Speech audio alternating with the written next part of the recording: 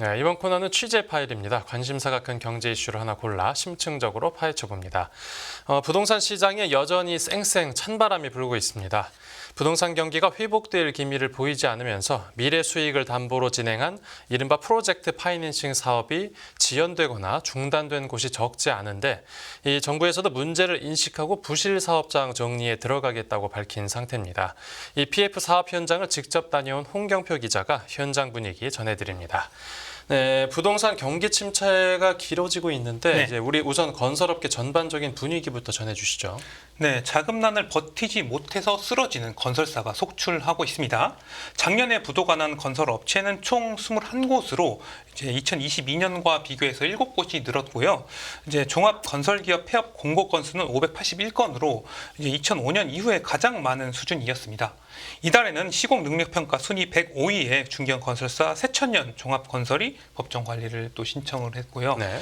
시공능력평가 122위 업체 선원건설도 법정 관리를 신청해서 중견건설사까지 상당히 어려움을 겪고 있어요.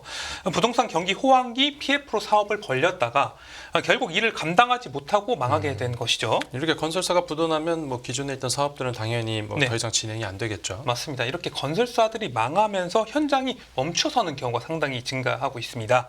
이는 이제 우리나라 부동산 불패 신화에 빛나는 강남도 예외가 아니었는데요. 이 강남에서 건설사가 법정 관리에 들어가서 공사가 멈춰선 현장을 제가 직접 다녀왔는데 같이 한번 만나보시죠. 네.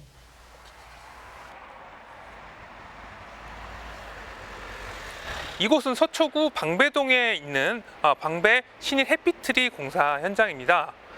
작년 6월에 신일건설이 법정관리에 처하면서 공사가 중단됐습니다.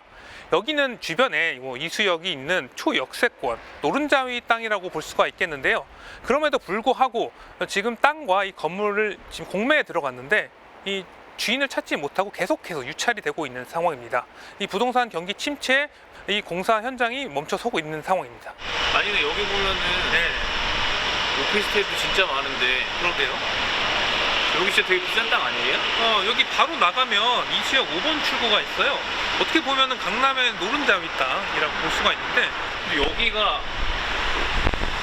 반값에 내놔도 이게 안 팔린다고요?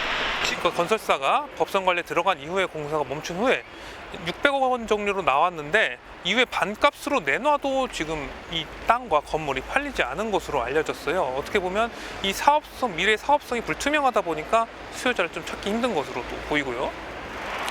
이렇게 공사 현장이 멈추고 건설사들도 법정 관리나 워크아웃에 들어가고 자금 사정이 어려움을 겪다 보니까 4월 위기설이 나오는 게 아닌가 하는 분석이 제기되고 있습니다.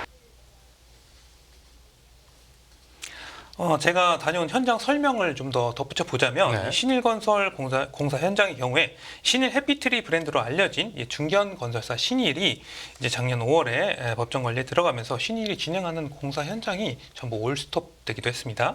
이 회사가 시공하던 아파트 현장 4곳에서 공사가 중단이 됐고요. 이 가운데 2곳의 계약자들은 이제 분양 대금을 돌려받는 것으로 끝났습니다. 나머지 2곳에서 이제 시공사를 다시 찾는 식으로 어떻게든 공사 현장을 살려보려고 하고 있습니다. 이 공사가 중단된 현장 중 하나가 제가 다녀온 방배동 해피트리 현장입니다. 이 현장은 이제 48가구 규모의 주상복합을 준비를 하고 있는데요. 서초구 방배동에 위치해서 입지도 괜찮았습니다.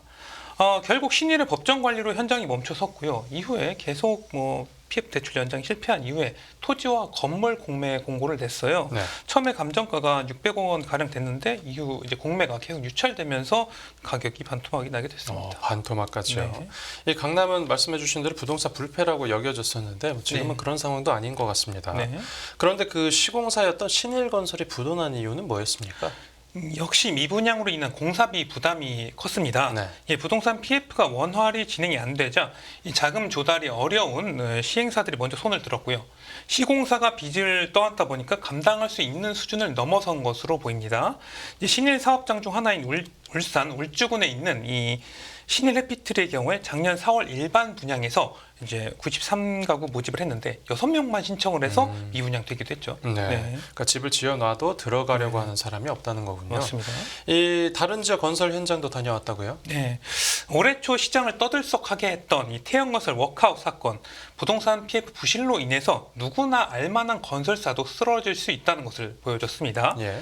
태형건설도 부동산 PF 사업을 과도하게 벌이다가 결국 빚을 갚지 못해서 워크아웃에 돌입을 했는데요. 네. 이 워크아웃의 트리거가 된 현장이 있었습니다. 어. 바로 이 성수동의 오피스 빌딩 PF 현장이었는데요. 네네. 제가 여기도 직접 다녀와서 분위기를 한번 살펴봤습니다. 태형건설은 이 성수동 오피스 개발 사업과 관련해서 480억 원 규모의 만기가 도래했는데 결국 이를 갚지를 못했어요. 태형건설이 업계 20위권 안에 들어갔던 데 아닙니까? 맞습니다. 이런 큰 건설사가 480억 원의 PF를 차원하지 못할 정도면 상당히 심각했던 것으로 보이고요. 예. 위달의 재무제표를 집계해봤는데 자산보다 부채가 많은 자본 잠식 상황이었습니다. 네. 결국 주식은 거래 정지가 됐고 상장 폐지를 걱정해야 되는 상황이 됐어요. 결국 태형건설이 워크아웃에 들어가다 보니까 진행 중이었던 현장들도 멈추게 됐고요. 네네. 이제 과도하게 사업을 벌이다 보니 건설사가 쓰러지고 또 현장도 스톱되는 악순환이 반복되는 것이었죠. 현재 이제 성수동 현장 진행 상황을 이제 현지 공인중개법인을 통해 취재를 해봤는데 같이 한번 들어보시죠. 네. PF가 지금 안 되고 있어서죠. 새로운 투자자를 구해야 또 PF도 이렇게 원활하게 일어나는데 지금 현재 아직 새로운 투자자를 지금 구하려고 애를 쓰고 있고 어느 정도 순조롭게 그 얘기가 협의되고 있는 현장도 있습니다. 그 지금 성수동에 워크아웃된 태형건설의 현장이 성수동 북쪽에 한 곳이 있고 성수동 남쪽에 두 곳이 있는데 한쪽은 이제 아직 그 잔금을 못 치른 상태였고 나머지는 잔금은 치렀지만 PF가 안 돼가지고 새로운 투자자를 구하고 있어요. AM플러스라고 애경그룹 계열사에서 거기 갖고 있는 거는 여기도 공사 시작하면서 매각해갖고 그 매수자를 잡아놓고 공사를 하려고 했는데 매수자를 못 잡았어요. 여기도 100억 태우려다가 PF가 안 일어나니까 200억 태우니까 또 PF 되는 거죠. 자기 자본 투자하면 또 안전하니까 예를 들어서 내 자본을 80억을 투자한다. 그럼 20%를 누가 안 주겠어요. 그러니까 자기 자본을 구해와야 태워주죠. 위험해지고 있죠. 많이 위험해졌죠. 제가 아는, 그러니까 그동안 몇 년 동안 월세를 잘 내던 데가 있었는데 갑자기 월세를 안 낸다고 그래 임대인이 내보내달라고 그래서 갔더니 공사를 한 4-5군데를 했는데 그 공사 대금을 못 받은 거예요. 그래서 월세가 밀리면서 다른 지역으로 이렇게 가신 분이 계시거든요. 그러니까 그리고 또 어떤 분들은 회사가 그냥 파산하기도 하고 그래서 그런 전반적인 경기의 영향을 성수동도 안 받을 수는 없어요. 그때부터 이렇게 조그만 오피스 시장들의 위축이 좀 생겼어요. 그 전에는 정말 조그만 게 먼저 나가고 조그만 거는 공실이 없다가 그거였는데 그래서 이제 물어보면은 창업하기 힘들고 조그만 회사들이 그런 비용들이 지원금이 많이 끊겨서 힘들어 하더라고요. 그러니까 성수동에 66개의 지식산업센터가 있는데 지식산업센터는 분양이잖아요. 근데 지금 현재 분양하고 있는 건 2개밖에 없어요. 그리고 지금까지는 분양가가 다 2천만 원대였는데 얘는 3,500을 넘어섰어요. 그래서 얘는 지금 분양이 안 되고 있고요. 네, 공인중개사 인터뷰 내용 들어봤는데 이 성수동에서 건설사들 연쇄 부도가 벌어지고 있는 상황이었네요. 네, 현재 태형건설이 진행했었던 PF 현장도 부동산 경기 침체 우려의 투자자를 쉽게 구하지 못하는 것으로 보이고 있습니다. 예. 또 성수동 같은 경우는 이 중소기업보다는 대기업을 중심으로 현재는 오피스들이 이제 들어오면서 양극화가 진행되는 분위기라고 볼 수가 있겠고요. 게다가 지금 태형건설의 PF 중 가장 큰 사업장인 마곡 사업장도 대주단과의 PF 금리 협상으로 진행에 난항을 겪고 있습니다. 네. 또 반포 PF 사업장도 추가 공사비 조달과 상환 순위 등으로 갈등이 빚어지는 것으로 알려졌고요. 네, 이게 방배동하고 성수동 PF 사업장 분위기만 살펴봐도 네. 이 건설사들이 전반적으로 어떤 상태일지 짐작이 되네요. 맞습니다. 지금 부동산 PF로 인해서 어려운 것은 정도의 차이만 있을 뿐이지 이 건설사들의 자금 사정이 상당히 어려운 것으로 좀 분석이 되고 있어요. 예. 부동산 침체가 예상보다 더 심각한 것으로 파악이 되고 있습니다. 어떻게든 자금 조달을 하기 위해서 비상 상황에 돌입했습니다. 작년에 이제 대규모 적자를 내고 계속해서 위기설이 나왔던 신세계건설은 이제 레저 사업을 계열사인 조선호텔앤리조트에 매각하면서 1,800억 원 가량의 자금 조달에 나섰습니다. 네. 회사채도 발행하면서 유동성 강화에 나섰고요. 그럼에도 지난주에 이제 신용등급 강등을 피할 수가 없었습니다. 신용평가사에서도 건설업계를 유심히 들여다보고 있다는 거죠. 맞습니다. 이제 국내 신용평가사들은 신세계건설의 신용등급을 A-로 낮췄어요. 네. 여기서 한 등급만 더 내려가면 B급, 즉 투기 등급이 됩니다. 기관 투자자들이 투자를 못하는 상태예요. 네.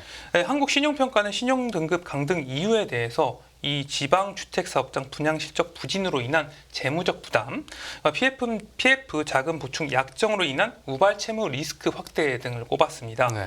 현재 신세계건설의 부채 비율은 작년 말 기준 900%를 넘어섰어요. PF 사업장에서 만기 연장 실패와 미분양이 이어지고 있고요. 네. 이 대대적인 계열사 지원이 없으면 상당히 자립이 힘들어 보입니다. 네. 또 KCC건설은 최근에 이제 서울 강남 본사 4억을 담보로 채권을 발행을 해서 자금을 조달했고요. 예. 롯데건설도 금융사 등을 통해서 2조 3천억 원 규모의 현재 건설사들의 이제 어떤 PF 이제 유동화증권 매입 펀드 조성에 나섰습니다. 이 현금 확보는 어려워진 반면에 나가는 돈은 상당히 많은 상황인데요. 이 수익은 잘 안 나는데 PF로 비용은 비용대로 나가고 이 공사 원가는 계속 늘어나니까 자금 융통에 건설사들이 어려운 상황이 지속되고 있는 있습니다. 네. 자금이 부족하니까 이제 본사 건물까지 담보로 잡고요. 이렇게 부동산 경기 자체가 근본적으로 회복되지 않으면 이 쓰러지는 기업들이 계속해서 나올 텐데 이 전망이 또 그렇게 밝지만은 않은가 봅니다. 맞습니다. 주택뿐만 아니라 상업용 부동산에서도 경고음이 계속해서 나오고 있는데요. 예. 현재 진행 중인 PF뿐만 아니라 이미 지어놓은 상가, 오피스텔, 상업용 부동산 등 건물도 분양이 안 되고 있고요. 예. 부동산 경기가 워낙 좋지 않기 때문인데 이러한 상황이 올해라고 더 나아질 것 같지는 않아 보입니다.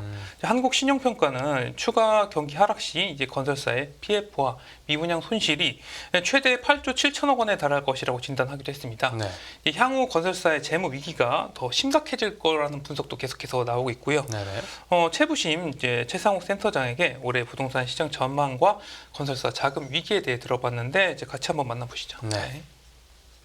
일단은 건설회사들이 작년이랑 올해는 상당한 그 유동성 위축 환경에 놓인 거는 사실인 것 같습니다. 분양도 계획했던 대로 잘 되지 않았고, 그리고 준공은 미분양도 늘어나고 있기 때문에 그게 과거 금융위기 수준만큼은 아니라 하더라도 어쨌든 준공 미분양은 상당한 잔금이 유입이 안 되기 때문에 현금 흐름 위기가 좀 크게 생기거든요. 재작년부터 올라간 그 유동성 위기가 건설사를 덮친 건 사실이고, 그래서 시간이 지나면 지날수록 건설 산업 전반적으로는 유동성 위기에 놓일 만한 기업들이 많아질 걸로 전망을 해요. 부동산 시장에서 PF 위기 근간도 주택만은 아니고 작년 태형건설 사례도 그 성수동 오피스텔이었고, 그리고 작년에 새마을금고와 관련한 여러 가지 위기도 청담동에 있는 고급 오피스텔 사례였고요. 그리고 지금도 생기는 그런 문제들은 비주택 쪽에서 많이 생기고 있거든요. 그래서 비주택 부분에서 분양이 안 되거나 하는 것은 주택보다 훨씬 더 좀 상황이 안 좋기 때문에 이런 비주택 노출이 많은 회사들 중심으로 좀 더 위험해지고, 그리고 금융기관들도 비주택 사업에 비중이 많을수록 주택보다는 좀 더 위험하지 않겠나 이렇게 생각하고 있습니다. 태형건설 같은 경우에는 기초법상으로 그 편제가 되어서 좀 특별한 그런 지원 프로그램을 받고 있긴 하지만은 다른 일반 건설사들은 그런 게 아니기 때문에 아마도 그 선거 이후에는 국내 건설사들 중에서 현금 흐름 위기나 유동성 위기를 겪는 회사들 중에서 태형과 같은 사례가 지금보다 좀 더 나올 것으로 판단하고 있습니다. 네, 부동산 경기 전망 최상욱 최부심 센터장 인터뷰 영상까지 들어봤습니다. 네, 오늘 이야기는 여기서 마무리하고 생생한 부동산 현장 소식 또 기대하겠습니다. 잘 들었습니다. 감사합니다.